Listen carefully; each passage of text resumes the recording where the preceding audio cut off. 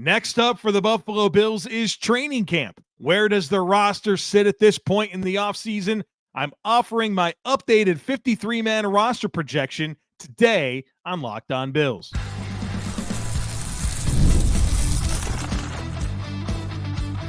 You are Locked On Bills, your daily Buffalo Bills podcast. Part of the Locked On Podcast Network, your team every day.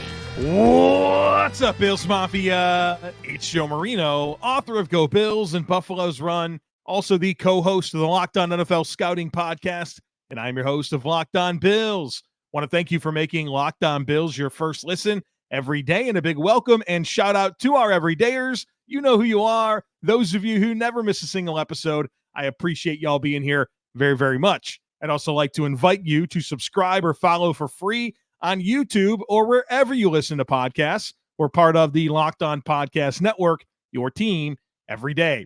Today's episode is brought to you by FanDuel. Make every moment more. Right now, new customers can get $200 in bonus bets with any winning $5 bet. That's $200 in bonus bets with any winning $5 bet. Just visit FanDuel.com/lockedon to get started.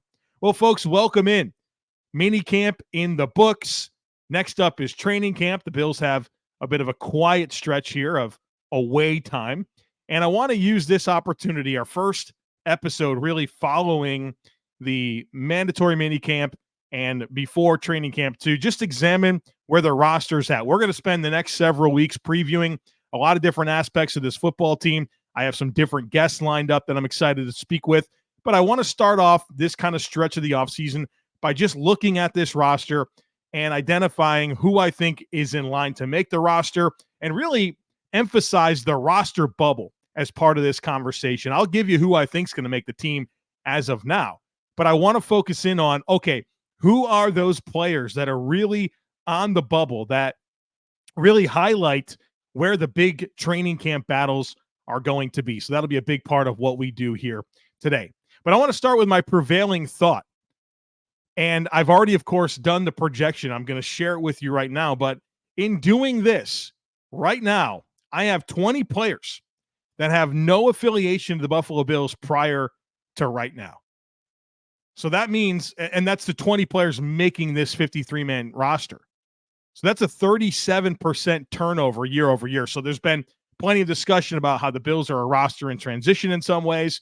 Well, I think there's a good way to identify it. I'm sure there's some margin there, right? Like probably 18 to 22 players will make this roster that have never been affiliated with the Buffalo Bills. And you're looking at a pretty nice chunk of year-over-year turnover. I think that really does kind of speak to how much is different with this football team. So let's get into it. We'll start off with quarterback, where it's not too interesting. It's Josh Allen and Mitchell Trubisky. I think the Bills will roster two quarterbacks, with Shane Buechele being on the practice squad as a player that doesn't make the roster. The Bills don't have any other quarterbacks on the 91-man roster at this point in time. So Josh Allen, Mitchell Trubisky, Shane Buechele, Allen, and Trubisky making the roster. At running back, I think this is pretty straightforward. I think the Bills will roster four, including fullback Reggie Gilliam. So we'll start there. Reggie Gilliam making the team. Then you get to James Cook, Ray Davis, and Ty Johnson, which means Darrington Evans and Frank Gore Jr. are on the outside looking in. I don't really see the path for either of those two players, barring an injury, of course, to Cook, Davis, or Johnson. I think Evans and Gore are going to get a ton of work in preseason and, of course, get a lot of reps in training camp. And they're going to need someone to get hurt, in my opinion, to make this roster. They'll get a great opportunity, though. I mean, we'll see them carry the ball a ton in the preseason, and that'll put them in line to make the practice squad and be only an injury away from getting called up. But I don't see, if everyone's healthy, this being anything other than Reggie Gilliam, Ty Johnson, Ray Davis, and James Cook. Now, things get interesting at wide receiver. Real interesting. Last year, the Bills kind of kept 5 receivers. Historically, they've kept 6. I have them keeping 6. And the roster bubble here, I have 4 players on the roster bubble. So here's the 6 that I think make it. Curtis Samuel, Khalil Shakir, Keon Coleman, Marquez Valdez-Scantling, Mac Hollins, and Chase Claypool as wide receiver 6. I'm riding the hot hand right now with Chase Claypool. And what's interesting is if you go back to my first iteration of a 53-man roster projection, I did one after the draft. I had Tyrell Shavers and Andy Isabella making the team. And since then, of course, the Bills have added Marquez Valdes-Scantling and Chase Claypool. And I think MVS, based on the structure of that deal, based on him also being like one of the few legitimate vertical receiving threats in this group, I think he's going to make the team. But I'm riding the hot hand with Chase Claypool right now, where you just listen to Sean McDermott talk about him. And, you know, Sean McDermott could say a lot of things about players, and typically he's pretty cautious and calculated. And he could have said, you know, Chase Claypool is one of the guys in the mix for a job, and, you know, we're hoping to see the best version of himself or something like that. But no, he's been very complimentary of his attitude and his demeanor, and highlighting the career achievements that he had early in his career and all of that, right? And it feels like there's just a lot of momentum for him to be wide receiver, but to be a wide receiver on this team. I was going to put a number there, but I don't think that's important to do. Now, that's the 6 that I think will make it. Of course, Mac Hollins, I think everyone's kind of woke up there. It felt like maybe some people were being pretty dismissive of him. Again, I'm not promising a lot of volume for Mac Hollins, but I think there's going to be a big-time role on special teams, and he'll obviously help this offense as a blocker and as a big-bodied guy on the outside that can win down the field. And certainly players like him, players like Chase Claypool, players like MVS really do help you onboard Keon Coleman the right way and not put him out there and ask him to do too much too soon in his career. So I like how that all sets up. Now, the roster bubble here is pretty deep. Like I said, I have 4 players here: KJ Hamler, Tyrell Shavers, Andy Isabella, and Brian Thompson. Then I think your true cut guys are Xavier Johnson, Lawrence Keys, and Justin Shorter. But on that bubble, what's interesting is you have such different players. KJ Hamler and Andy Isabella give you a speed dynamic. Andy Isabella more of a slot type guy, and KJ Hamler gives you a vertical component. Neither one of them gives you much in the way of size. And then Tyrell Shavers does give you some size. Sounds like he's had one heck of an offseason. Big-time special teams pedigree coming out of college. And, you know, if the Bills are looking for, you know, someone to really shake it up, I think that those are your guys. And then Brian Thompson, it sounds like he's had a good offseason as well with some athleticism about him. So a lot of variety. You know, I think we obviously have to look at this through the lens of everyone's healthy. Of course, if that winds up being different, it shakes things up.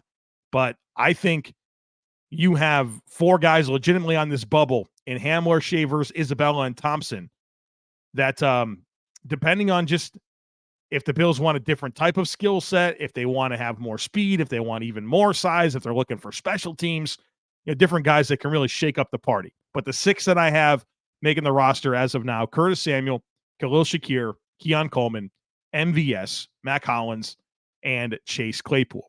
All right, folks, we're going to get to tight end, O-line, and D-line on the other side of it, so be sure to stick with me. Summertime means baseball, the NBA Finals, and you can bet on all of it over at FanDuel. Right now, new customers can get $200 in bonus bets with any winning $5 bet. That's $200 that you can use to bet on everything from the Finals MVP to who's going to hit one out of the park.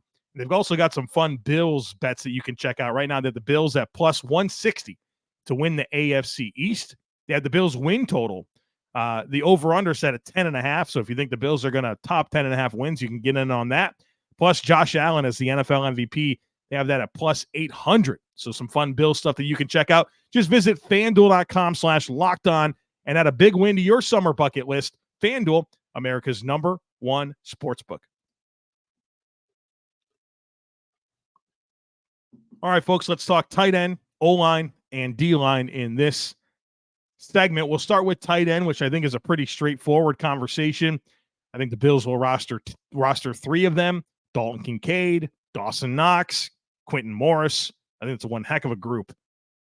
Young rising star in Kincaid, a veteran that helps you kind of unlock everything that you want with the versatility of Kincaid by giving you an inline player in Dawson Knox, and then Quentin Morris, who I think, you know, for some teams might be a tight end too. So I think the Bills are in really good shape with tight end. And then Trey McKitty and Zach Davidson as guys you'd love to have in the practice squad. Trey McKitty is a player that was a recent third-round pick by the Chargers. I think he's a rosterable NFL tight end 3.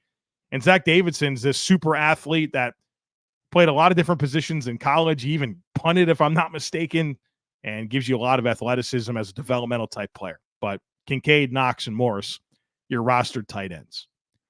All right, now we got some fun stuff to talk about in this offensive line because I think there is a little bit of a roster bubble here to keep an eye on.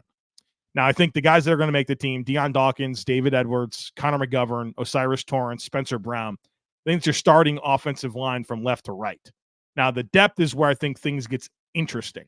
Ryan Vandemark and Alec Anderson, those are guys that made the practice squad 2 years ago, made the active roster last year, and neither one of them really had to play, but we like the trajectory. We like the way that they looked in preseason, but still unproven depth at this point. Then you have a draft pick in Cedric Van Pran Granger and Lyle Collins, a veteran that the Bills brought in with a heavily incentive-laden deal. And so right now, that's how I see it shaking out. The 5 starters in Dawkins, Edwards, McGovern, Torrance, and Brown, Vandemark, Anderson, Van Pran Granger, and Collins as the depth players.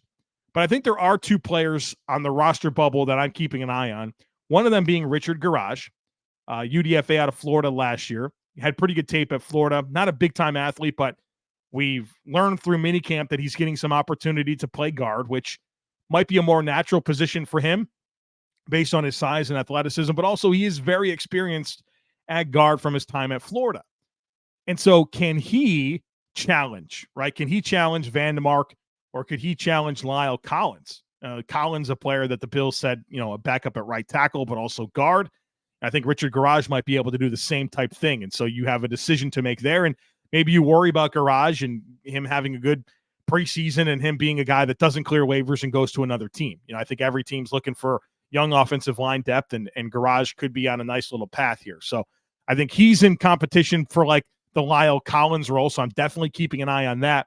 And then Will Clapp. I think Will Clapp is a guy that I've never loved Will Clapp as a starter, but I think he's proven to be a reasonable depth player at center and guard. And, do the Bills want a more experienced player instead of Alec Anderson if they're going to roster Cedric Van Pran Granger, right? You could kind of talk yourself into that. Now, I didn't predict it. I still think Alec Anderson makes it over Will Clapp. But the 2 guys on that roster bubble as it relates to the offensive line, to me, are Richard Garage and Will Clapp, and they can make some noise with a strong camp and a strong preseason. Then I have, as your true cut players, Keaton Bills, Gunnar Britton, and Travis Clayton, a draft pick, 7th-round pick out of UCF. I watched his tape. He's certainly athletic, and you like the way he slapped together, but I thought his gravitational pull as a blocker was very underwhelming, just fell off way too many blocks. And so a true ball at Clay for Aaron Cromer, and maybe he's on that practice squad to the roster type trajectory. We'll be talking about him next year at this time through that lens, but right now I feel like he needs so much work. So 9 offensive linemen make it, with Richard Garage and Will Clapp as your true bubble candidates, in my opinion. All right, so that's the offense. Let's move to the defensive side of the football. And at defensive end and at defensive tackle, I have the Bills keeping 5 at each spot. Let's talk, and that's kind of their number. I think they like keeping 10 defensive linemen. And sometimes that's 6 and 4, sometimes that's 5 and 5, but right now I have it at 5 and 5. At defensive end, Greg Rousseau, Von Miller, AJ Epenesa, DeJuan Smoot. I think those are your top 4 pretty clear. The guy that I think is defensive end 5 is Javon Solomon, the draft pick out of Troy, designated pass rusher type. Really interesting player to me with his kind of fluidity, some bend to him, a lot of pass rush variety. Feels like the Bills could use a player like this so they could dial up on long and late downs and just ask him to attack the pocket and get after the quarterback. And so I think he makes it over the likes of your bubble players and Kingsley Jonathan and Casey Toohill. Kingsley Jonathan made the team last year, another one of those practice squad to the roster type guys, and this is the next season for him. So we'll see if he could take a jump, but I'm just not counting on it. I think that a guy that was a full-time starter at Syracuse to his next season to be a depth player, that's just a weird path for me. I know he's got athleticism, but at no point in his football career has he really moved the needle. I don't think that's all of a sudden going to happen. And I think that the Bills will want to maintain that rookie contract of a Javon Solomon and kind of see what happens there. And I don't think that there's room in the top 4 with Rousseau, Miller, Epenesa, and Smoot kind of locked in my opinion.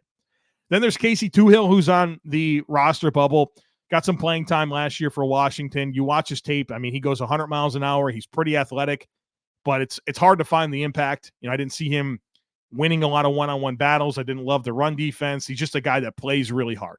And that can help you to an extent, but sometimes you got to just have a little technique and a little functional strength and some dynamic ability about you to beat blocks. And I just didn't see that with Toohill.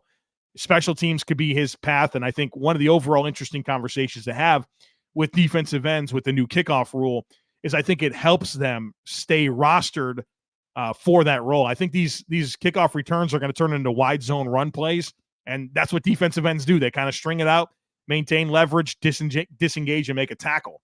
And so I think for guys like a Kingsley Jonathan and a Casey Toohill, it helps them, but I don't think that they have a path over a Javon Solomon or a DeJuan Smoot, especially given the guaranteed money in Smoot's deal. So your roster bubble is Kingsley Jonathan and Casey Toohill to me, with your true cut guys being Cameron Klein, David Ugwagbu, and Rondell Bothroyd. So 5 making it: Rousseau, Miller, Epenesa, Smoot, and Solomon. At defensive tackle, I have the Bills keeping 5. Ed Oliver, Daquan Jones, Austin Johnson, Dewayne Carter. I think those guys are for sure. But I still have a spot for Deshaun Williams. And I'll be honest with you, if there was a 53rd man, and right now I have the Bills going a little bit light at corner, and so if they wanted to keep a 5th corner over, or excuse me, a 4th outside corner over a 5th defensive tackle, I can kind of see it.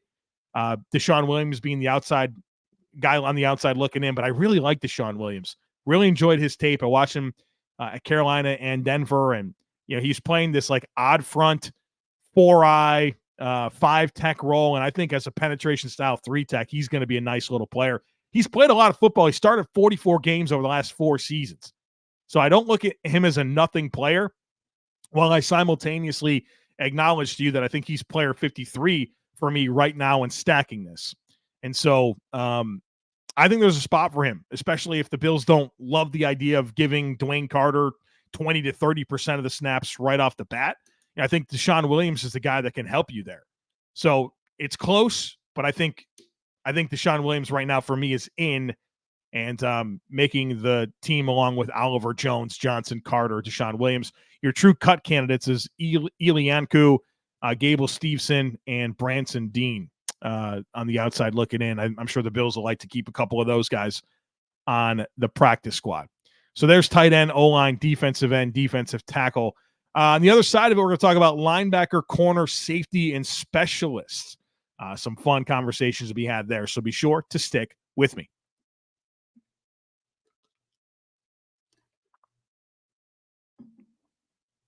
One other note on that Deshaun Williams as player 53.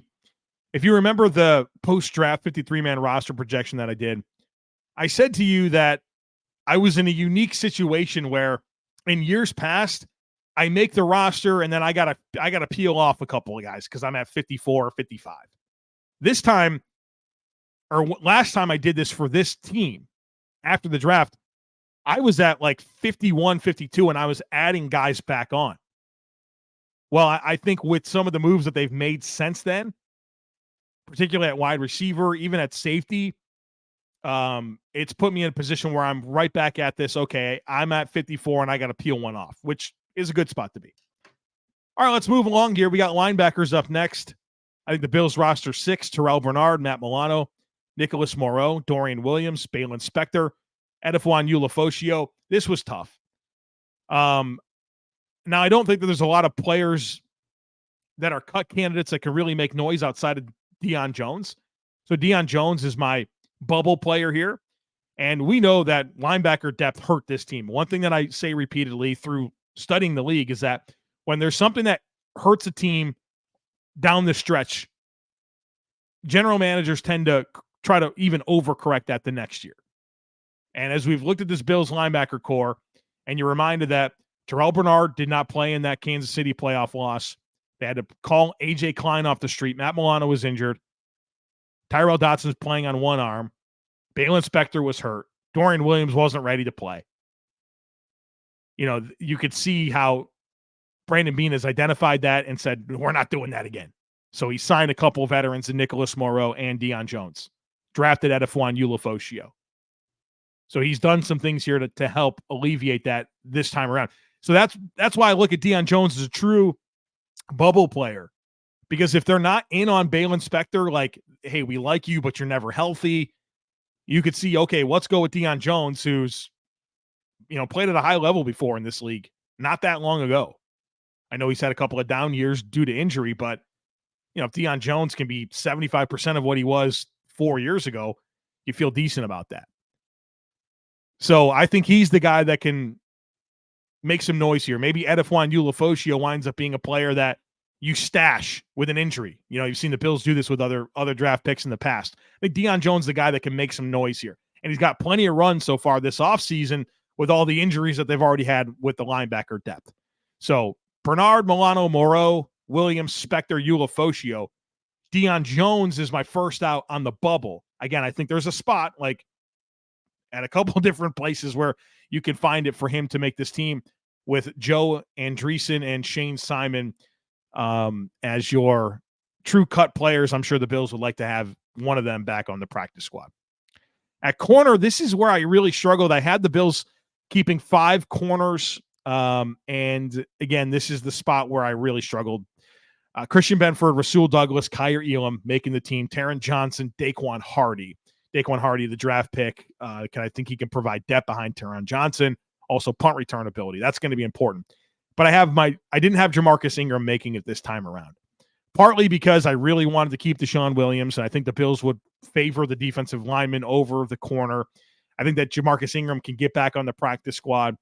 I think the Bills I think their ability to just kind of slot in defensive backs has been really strong. And so all of that led to me keeping the 5th defensive tackle over the 6th corner. And Cam Lewis. I think you'll see I have Cam Lewis making the team at safety. Where Cam Lewis is this player that I feel like can fill in at a number of spots, including outside corner. And so that kind of pushed me into Deshaun Williams, making it over Jamarcus Ingram. But I do have Jamarcus Ingram as a true roster bubble player. And then Kyron Brown to Corey Couch and Kenai Lovely as the true cut guys. I'm sure 2 of those between Ingram, Brown, Couch, and Lovely will be back on the practice squad. So again, that was my toughest decision to make, was that Jamarcus Ingram versus Deshaun Williams. That's really where I struggled the most. Then I have the Bills keeping 5 safeties. This wasn't my favorite thing that I've ever done, but I just see the path. Cole Bishop as a 2nd-round pick, Mike Edwards, Damar Hamlin, Cam Lewis, and Taylor Rapp making the roster. I just feel like there's momentum for Damar Hamlin. I think the Bills are going to value his experience. I think that he's had a good offseason. And again, go back to before the cardiac arrest against Cincinnati. Like, Damar Hamlin was starting games. He started like 12 games. And you thought the Bills could go win the Super Bowl that year, and you didn't think that Damar Hamlin being a starting safety was going to be a problem for that. And so I feel like he's doing what he needs to do at this point to get back on this roster and maybe even have a role. I don't feel like there's a lot of buzz right now for Cole Bishop, and that's fine. I mean, there's still plenty of time here, but you heard Bobby Babich talk about him. He's like, he's a rookie and wasn't really willing to buy in. I don't think Sean McDermott said anything there. You've heard Cole Bishop speak himself, and you could tell he's very much learning. Doesn't sound like a guy that's primed to go in and play. Even listening to some of the beat reporters that have been in attendance kind of saying, there's times where it feels like maybe his head is spinning out there. So I don't know where Cole Bishop's at. And that leans into a Taylor Rapp who, Sean McDermott said is taking control of the room. I think Mike Edwards is going to make this team. Cam Lewis is a guy that can play any spot in the secondary. Damar Hamlin as the most experienced safety. And then I think that's your 5. I think that's where I'm at right now. I think those 5 guys make it with D. Delaney, Kendall Williamson on the outside looking in. Specialists, well, Tyler Bass, Reed Ferguson. I think those guys are going to make the team. I know that there's a lot of concern about Tyler Bass. We'll talk about him a little bit more tomorrow on herd mentality. But for as much as he struggled last year and the struggles have continued through minicamp, the Bills are pretty connected to Tyler Bass. This is year 1 of his contract extension, and I think they need him to sort it out. And there's plenty of time for that to happen. The book's not written on Tyler Bass. Then Reed Ferguson, of course, is the long snapper. And then you do have a true competition right now between Jack Browning and Sam Martin. Sam Martin, the incumbent punter, Jack Browning, the UDFA out of San Diego State that had a better career at San Diego State than Matt Araiza, the punt god. And I think that right now I'm going to go with Jack Browning. The big question there is going to be holding, because he was a kicker and a punter, so that means he never held in college. So all those conversations we had about Matt Araiza and holding are they're right back here with Jack Browning. But we saw a picture on Jack Browning's Instagram of him kicking off. And to me, that's a signal that they'd like for him to do that. And maybe part of that is, Tyler Bass, just focus on field goal kicking. So if Jack Browning can come in and, of course, hold, if he can punt and be the kickoff guy, I think that's going to present some value, especially if that really does allow Tyler Bass to just focus on kicking field goals. And so the Bills had 3 punters at one point with Matt Hawk, Sam Martin, and Jack Browning. They've already cut Matt Hawk. I think that's a good sign for Jack Browning. Now, the only thing that's really weird to me about this whole thing is the Bills, I think it was like March 18th. If Sam Martin was on the roster, his 2024 salary fully guaranteed. And so they allowed that to happen. So I think there's still a heck of a path for Sam Martin to make this team. But it feels like there's some momentum right now for Jack Browning. That's definitely a camp battle that we need to be keeping our eyes on. So there you have it. My updated look at the Bills' 53-man roster projection. Some changes even from when I did this the first time following the draft. And, of course, like I said, 20 players that had no affiliation with the Bills in 2023 making this roster. That's a turnover of 37%. Obviously, it'll play itself out in camp and preseason. We'll probably do one more of these just before cutdown day. But we'll leave it at this spot for now and let it sort itself out. But that's how I see it right now. Would love to hear from you. If you're watching on YouTube, leave some comments. Let me know where you see things differently or where we're aligned, or give me your personal 53-man roster projection at this point. I love looking through that stuff. Tomorrow, we're going to do To Herd Mentality. Got a guest lined up for Wednesday, and we're going to do a lot over the next few weeks. I know that this is a very quiet time in the NFL calendar. Not a quiet time here on this podcast. We continue daily all year long for you, so don't miss it. Make sure that you're subscribed. Would love it if you took a second to rate, review, and share the podcast. Have a great rest of your day. Go Bills, and I look forward to catching up with you again tomorrow.